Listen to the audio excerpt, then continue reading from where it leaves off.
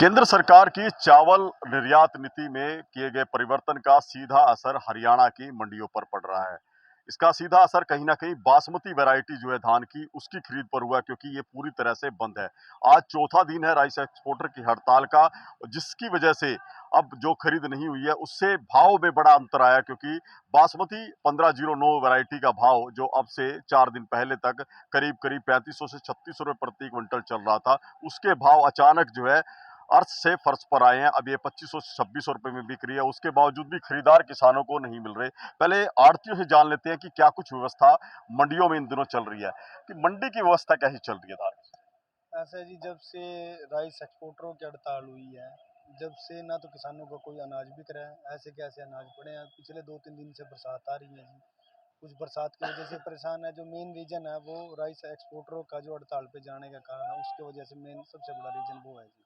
जीरी जिस का तरह से कोई हड़ताल हुई है, कौन-कौन सी वैरायटी है जिनके भाव जो है नीचे आए हैं मंडी में? ऐसा है जी, जो गैर बासमती को मिलने के जो सरकार जैसे 1509 है, 1121 है, 1718 है, मुच्छल है, ये 1692 है, 1847 है। इन दिनों तो यही आ रही है मेन तो बाजार में।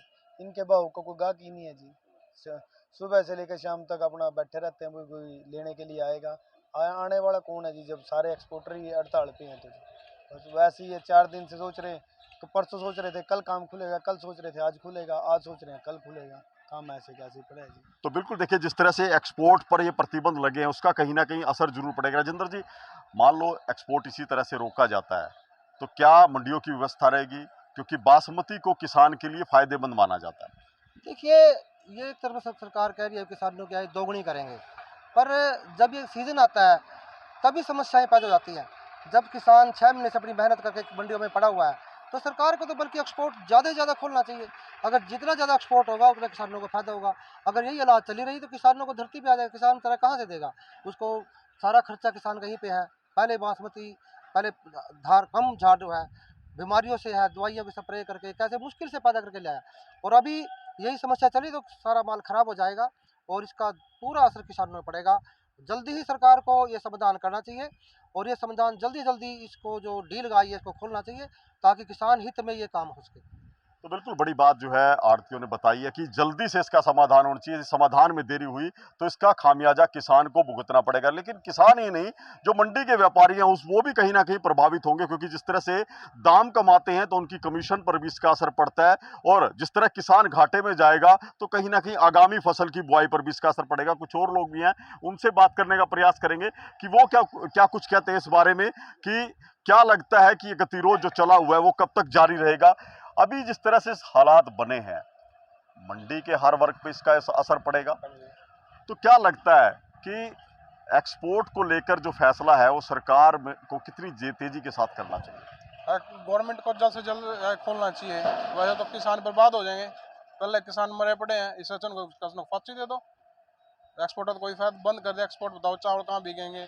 जीरी ऐसे पड़ी है मंडियों में, किसान रोते हैं मेरी जीरी नहीं बिक रही। पहले कुछ मंदा है, एमएसपी पे चावल भी गिन रहा है, जीरी नहीं बिक रही। तो तो बताओ। बासमती का तो जो भाव है पूरी तरह से एक्सपोर्ट पर निर्भर करता है। यदि एक्सपोर्ट पे ही रोक लगेगी तो क्या मानते हैं कि इससे कितना भाव टूट जाएगा?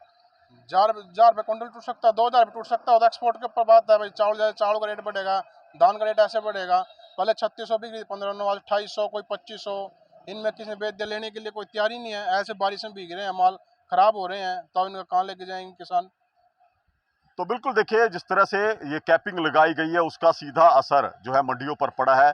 हम आपको ये भी बता दें कि बासमती वैरायटी की बात की जाए तो देश के कुल उत्पादन का 75% बासमती चावल जो है एक्सपोर्ट किया जाता है, महज 25% ही घरेलू खपत में होता है। तो ऐसे में ज्यादा जो दारोमदार है भाव का, वो एक्सपोर्ट की उससे रहता है। जैसे ही एक्सपोर्ट होता है चावल तो किसानों को उनकी धान का अच्छा भाव मिलता है, लेकिन जब एक्सपोर्ट पर लगाम लगा दी जाएगी तो इसका सीधा असर बासमती वैरायटी के भाव पर पड़ेगा। और अब बीते 4 दिनों से जिस तरह से एक्सपोर्टर ने बासमती धान की खरीद पर रोक लगाई है या कहीं खरीदना बंद किया है, उसका असर देखने को मिला है कि 1000 रुपये प्रति क्विंटल से ज़्यादा दाम घट भी चुके हैं। वहीं राइस एक्सपोर्टर की तरफ से बात की जाए तो उन्हें अंतर्राष्ट्रीय बाजारों में प्रतिस्पर्धा करने में काफ़ी मुश्किलें आएंगी, क्योंकि कई देश ऐसे हैं जो $850 के हिसाब से जो है बासमती चावल एक्सपोर्ट करते हैं। यदि भारतीय एक्सपोर्टर 1200 का रेट लेकर अंतर्राष्ट्रीय बाजार में जाएंगे तो उनका चावल कोई नहीं खरीदेगा, और जिससे इससे एक्सपोर्ट में काफ़ी नुकसान होगा, और इस नुकसान को अल्टीमेटली जो है धरातल पर किसान को उठाना पड़ेगा। करनाल से महेंद्र सिंह, इंडिया न्यूज़ हरियाणा।